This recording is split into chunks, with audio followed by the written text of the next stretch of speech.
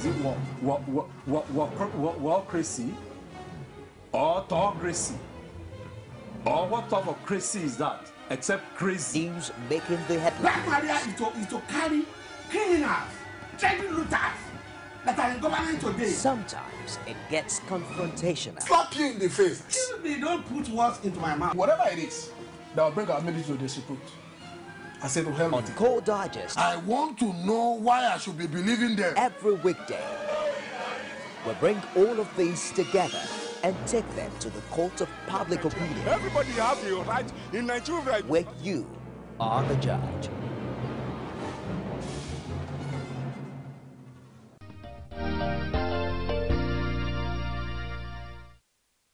Good to have you back. Thanks for joining us on the program called Digest Extra. And this segment, we get to talk about what the whole world is celebrating today. And it's World Mental Health Day. And that's what we're looking at, that same topic, talking solutions, of course. And discussing this with me is Dr. Vivian Ikem, who is a mental expert as well as an advocate for those with mental health issues.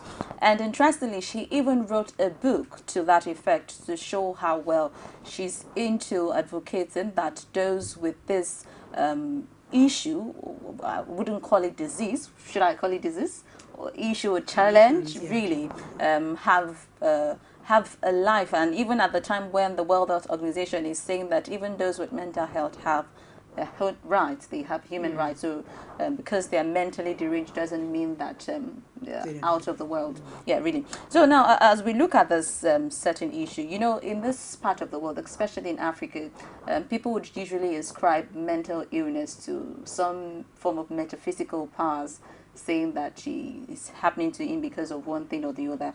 Well, people don't really look at the health and the maybe medical causes or maybe other things aside from metaphysical causes. So I'd like you to talk more on more causes of mental illness other than the metaphysical cause or thereabout.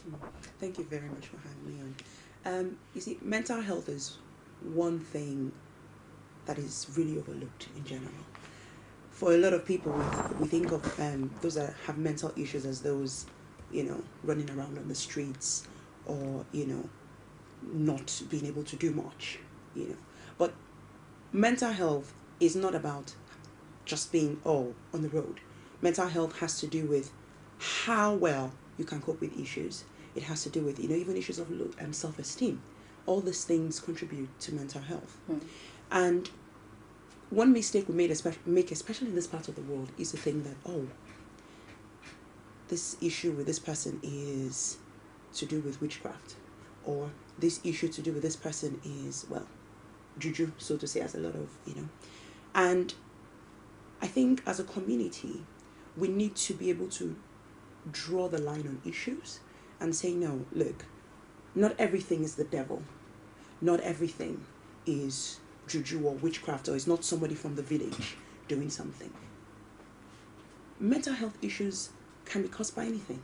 For example, I knew nothing about depression before, you know, and that's what my book is about, you know. But then I experienced it and I was like, oh wow, is this what it is? And depression, for example, can be caused by things ranging from financial issues to hormonal issues, especially in women. Women are very prone to depression. It also has to do with things like trauma, bullying, physical abuse, psychological abuse. All these things contribute to mental health issues. And so we must be able to draw the line and say, look, this isn't about anybody doing anybody in the village. This person is going through a tough time. We need to help them. It is an issue that maybe the person needs to see a professional for, rather than just, the pastors or, you know, taking them to some cultural person.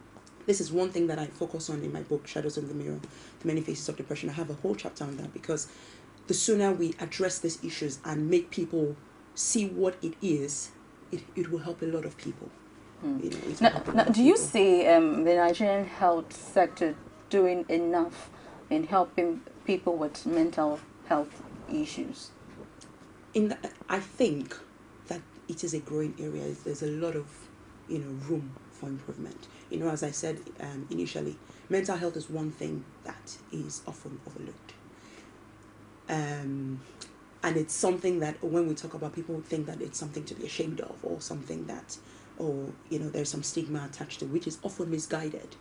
But you see, the World Mental Health Organization has put it that there is no health without mental health.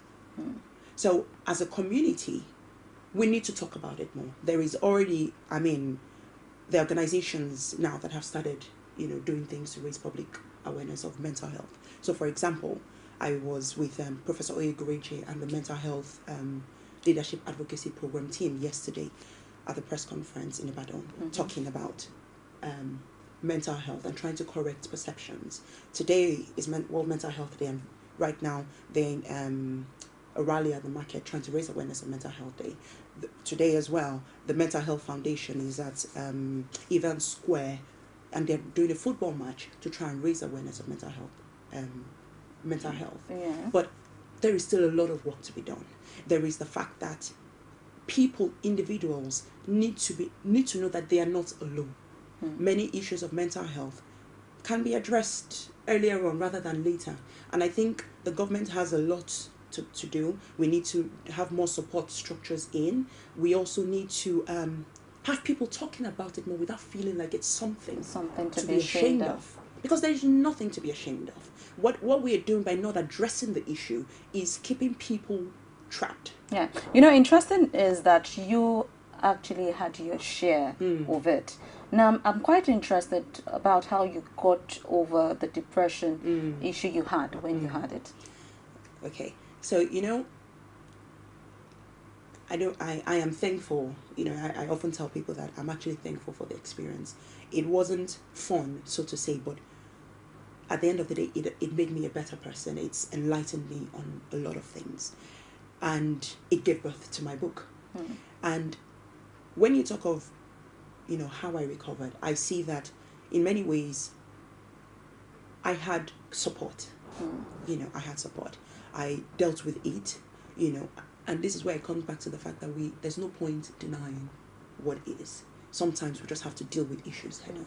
And I'm fortunate for the support that I had at the time, and I saw it through and I fully recovered. But what then happens is when people suffer, stay silent, they don't seek help. What process did you go through? Because for those who have relatives who are experiencing the same thing, what did you do? Did you go to church more regularly? Did you read more books? Did you go to the movies to get your mind free? Or what did you do? I would say that I had a combination of things. So for example, I sought the help of professionals. I talk about this in the book as well. I sought the help of professionals. I had, my therapy. I had all of that to deal with whatever had led to it. I had good support from people as well around, and you see, you pointed on family. It's very important as well that family understand what is happening. A lot of people don't know. In fact, it is more often the case that a lot of people don't know what is happening. You just see a loved one and they're wondering what is wrong with you. Even you, as the individual himself, may not understand what is going on with them, which is why we need to educate ourselves more. Because if we can recognize the signs in ourselves and recognize the signs in others, it makes everybody's life easier. What are the signs? How do you know? Okay. So, for example, I talk on depression, which is, what I have. Now, depression is associated with sadness, is associated with, say low moods, loss of energy, people lose interest in the things that they used to do, people, they're just not themselves. So, for example, I know that, at some point I couldn't, sleep as much. I didn't know what was going on. I just thought, I couldn't sleep. And I'm thankful that, I dealt with it at the time it did. Now, for a lot of people, they may not know. I did not know initially, until eventually I was told. Now, a lot of people just end up deteriorating, and this is the thing. A lot of people then cover up their depression with substance abuse. People go into drugs, people go into, they start behaving naughty. And if people don't understand, it's easy to just judge them immediately. So a lot of people would, you see a friend and you wonder, why is he behaving like this? But the question is, were they like that before? Or is there more to this behavior that meets the eyes? So what I'm in effect saying is, if we can recognize the signs, then and know that somebody is not being themselves, then it's easier to say, oh, hold on, no, I shouldn't just judge the person. This is not them. Friend or brother or sister or child, let us go seek some help. And it doesn't become as lonely anymore for journey because people are with you. Because depression can be a lonely journey for people. And one big mistake, as you rightly said from the beginning, is people think that it is, some sort of metaphysical thing. People also think, that depression is weakness. People think that depression is, black magic or something. And it's none of those things. So the sooner we correct these things, the easier it will be. Okay. Now, for like driving through the street of Lagos, there's always a possibility of seeing about 2 or 3 madmen or women on the street, and you tend to ask yourself that why the increase on the road at this time with these people. When you see such happen, what comes to your mind? The thing, again, like I said, is depression is really the area that okay. But when you talk about the mad people on the road, it makes me sad because when we think of mental health, a lot of people immediately think of those on the road. Now, sometimes when I see the people on the road, I wonder what could have caused it. They didn't need to get so bad. Which brings to light the fact that we need to address issues of mental health. Because many of these cases, if at all, did not need to get to that point. To that point. It didn't need to get to that point. And you see, the other thing is, on this side of the world, there are various issues contributing to mental health conditions. Poverty is one of them. A lot of people are going through financial issues. Poverty is on the increase. So a lot of people are also being affected, mentally. So the sooner we can, address issues, the sooner we also diagnose issues, the better for everybody. But my hope is that, those we don't stigmatize, even the people on the road, but rather something contributed to whatever happened. We don't push people aside. We don't make them feel like they're less of a community, which brings to light dignity in mental health, which is what this mental health thing is about. That people have rights. Those on the road have rights. And we can help them. So what can we do? Rather than ostracizing people, what can we do to help people? Okay. Now, very practical of those who are likely going to be depressed at the Chibok girls, by God's grace, when they're rescued. And of course, even some women who are being rescued, or even those in the internally displaced camp who were attacked. And of course, what would go through their mind is a lot of depression. So for you, what could be done to help them, to rehabilitate them back into the society? So that's a very, very good question, because as you said, depression can be caused by many things, and I can't but imagine what these people will be going through. I think that, as a society, compassion and sensitivity are 2 words that we need to think about. There's something else to talk about, in the book, because when you're sensitive, you understand where someone is coming from, what they're feeling. So, for example, you know that these people have gone through all of this. So how can I empathize with them? How can I make them feel that, irrespective of whatever has happened to them, that they are still human and they are still part of us? Sensitivity and compassion, those 2 things. I think that, we can't just neglect. In fact, I should talk about the fact that we are very good at sometimes pushing things under the carpet and not dealing with issues. Okay. So I think that one thing that can be done is to, in bringing them together, also give them time to express their feelings about what happened. Because the worst thing that can happen, whatever has happened is traumatic, and the worst thing that can happen is not to deal with it or not to talk about it. Because when you suck it in, there is greater danger in doing that. There's a lot of danger in doing that. So we must encourage people, such people, to express themselves, talk with them, the whole psychotherapy, give them, that space to feel that, look, it's okay to feel the way you are, let us talk through it. Okay. I have a whole chapter on this. Yeah, and the book is going to be launched on the 22nd of October at Lagoon Restaurant on Ozumbambadi Way Street. That's very good what you're doing. And so finally, as we round off, as we celebrate World Mental Health Day today, what would be that message you want to pass across to the whole world? For those suffering, I want you to know that you're not alone. what you are far from being alone, and there is hope for you. So please don't suffer in silence. Take action now. For those caring, and as a community, let us think of sensitivity and compassion. We must educate ourselves to correct the stigma because it is only keeping people trapped, and we must learn to love and bring ourselves together. I think that, with those two things. All right. Thank you so very much, Dr. Vivian. Get the book as well. Okay. I hope I should get a complimentary copy. Okay.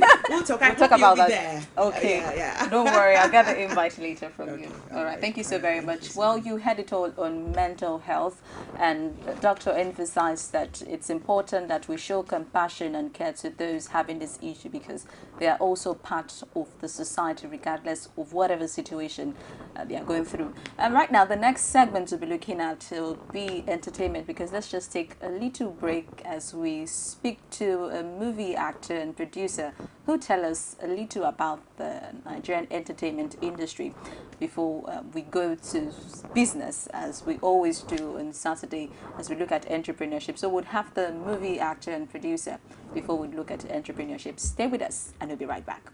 Every day, every hour, and every minute, news break in Nigeria. Things happen so fast, it's most times difficult to track and comprehend them. But that's what we do right here on Digi360. 2015, would you want to come back again? It's like asking Jesus Christ if he knew he was going to die, will you want to come back as the savior of the world again? We do not just help you track the stories, we break them down, explore all the angles, analyze the issues so that you can fully comprehend the stories and use them to make the right decisions.